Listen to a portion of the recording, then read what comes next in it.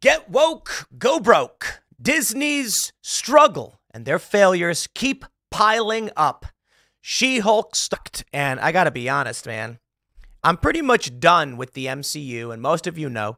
And it is sad to say, because, man, that thing kicked off with a bang. I think it was Iron Man, then the Hulk. Iron Man was pretty awesome. I like Iron Man 2, I like Iron Man 3, Captain America, Thor, all the good stuff. Avengers, Doctor Strange, but boy, has it been a death spiral. Apparently, the She-Hulk star was asked about whether or not they'd do season 2, and she was like, yeah, probably not going to be happening.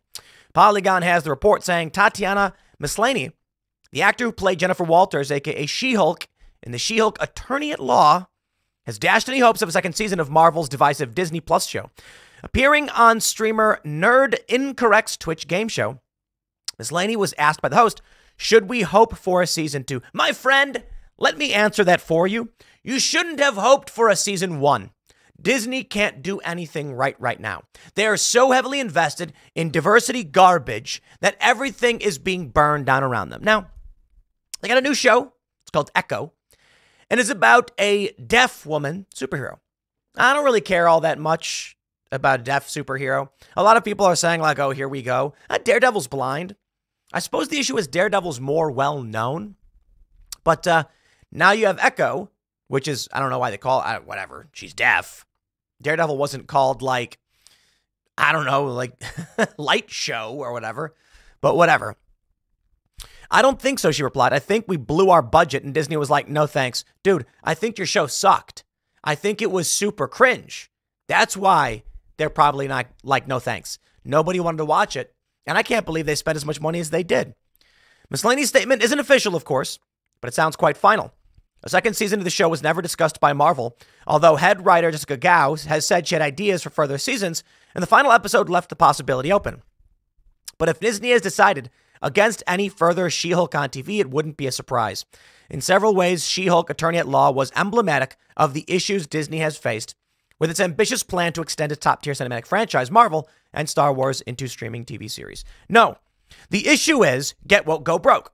The issue is their movies are failing because they entertain garbage ideas where you make the villains the good guy. Nobody wants to watch that.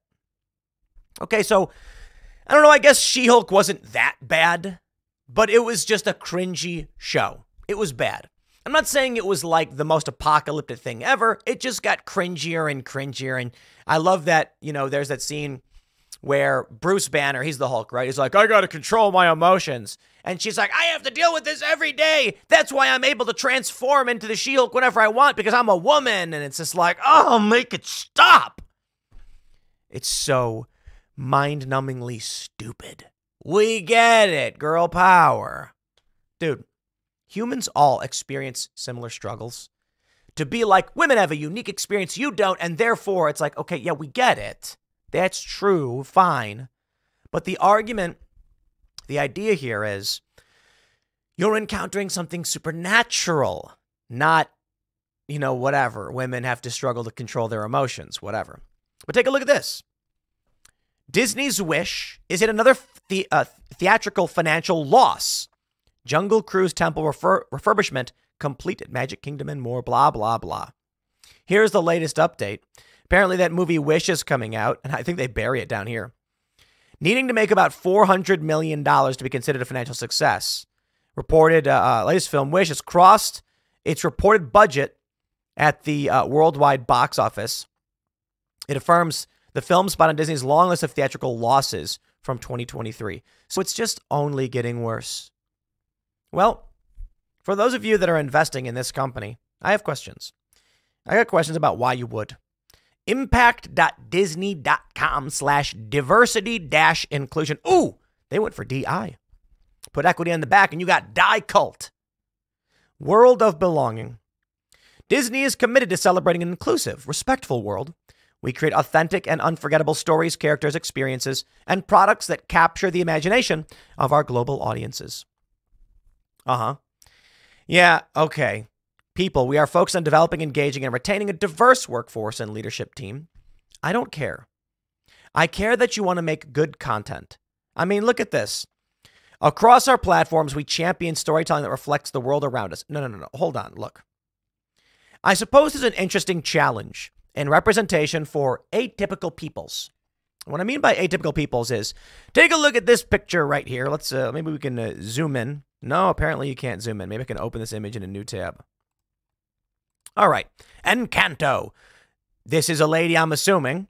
Is a large, burly, tall lady, I suppose. Okay, here's the thing. You want to make money. Your market targets those who have money and are willing to spend it. The challenge for Disney, of course, is the changing demographics we see in this country, which are heavily political. What ends up happening is Disney says something like, we make a lot of movies for white people, and we make billions of dollars. How can we make billions of dollars more? And someone says, what if we make movies for other people we're not normally targeting? In this instance, apparently 6-foot-tall, super ripped women. Okay. How many of them exist? A lot, but they're not typical. So there's two things we're seeing. It's really fascinating to me. You have these shows I've mentioned before where they do comedy bits with no speaking. Why? Lowest common denominator. You want your video to be viewed and laughed at by as many people as possible. Don't talk in it. Then someone in France, someone in China, and someone in America can all watch it and laugh at this shared experience of a gag. That's the lowest common denominator content. It's basically ow my balls. In the inverse, you have hyper-focused content. So they want to make a movie like Wish or Encanto or whatever, and they're like, this movie is going to target specifically large, burly Latina women. Okay. Well, I don't know how many of those people exist, but I would assume all of them want to go see your movie. So when you're dealing with like 0.1% of the population, you might convince 10% of that 0.01% to go see your movie. Congratulations, you make $10. That's what they're doing. It's fascinating to see that the answer here is just to make movies the way you made movies and do subtle things. It's kind of wild to me that we get Wonder Woman or Hunger Games. Hunger Games is a really good example. Katniss Everdeen. It's a good movie. I like Hunger Games. I think it's pretty good. And female protagonist, hero, saves the day, skilled. And then you get this Marvel absurdity where they create Captain Marvel and they're like, it's about time we got a female hero and superhero. It's like, dude, Wonder Woman was fantastic. Good movie. Second one, not so much. And that's because they tried to get a super anti-Trump with it. Cringe. Could have been so good. The trailer was awesome. What they end up doing is creating just garbage. Garbage. Now, here's the reality. You want to make a movie like this that targets minority communities, you need a minority budget. That's the reality. If you're targeting the majority of people in this country, which includes people of all different backgrounds, but as a basic American experience and something relatable at a lowest common denominator American level, you spend $200, $400 million, depending on marketing, then you're going to make your money back and get $1 billion.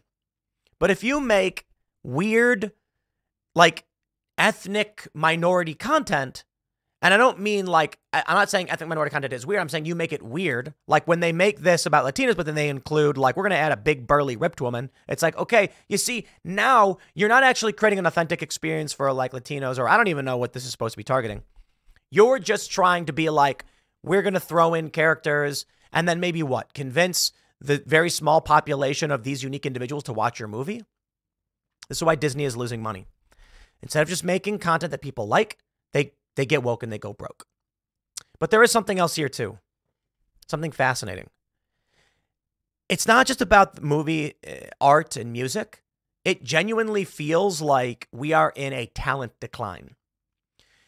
People who are able to produce and create, who are intelligent thought leaders, creators, it seems like we're in a decline. You take a look at the late 80s and early 90s, a lot of really, really great movies.